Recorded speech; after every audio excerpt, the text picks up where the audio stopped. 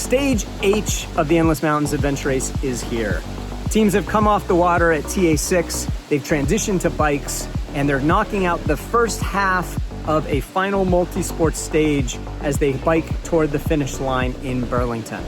They're gonna be biking south through the Hero Islands. We've routed them mostly onto the side roads to avoid the faster, heavier traffic that traverses the islands, but also so that they hopefully get to ride the western coastal roadways of the islands and enjoy this view of the Adirondack Mountains out to the west.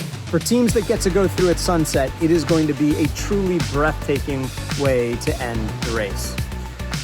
Along the way, they take in perhaps the most interesting checkpoint of this year's event at CP68, The Gap, on the Colchester Causeway.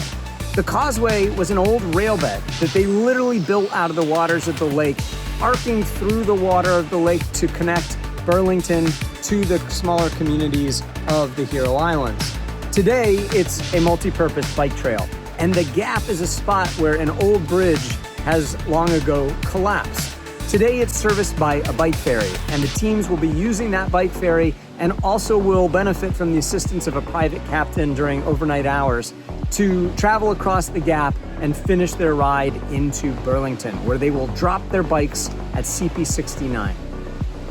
From there, they take to foot, and they're gonna travel through a variety of final highlights as they traverse kind of the outskirts of Burlington to the finish line at St. Michael's College.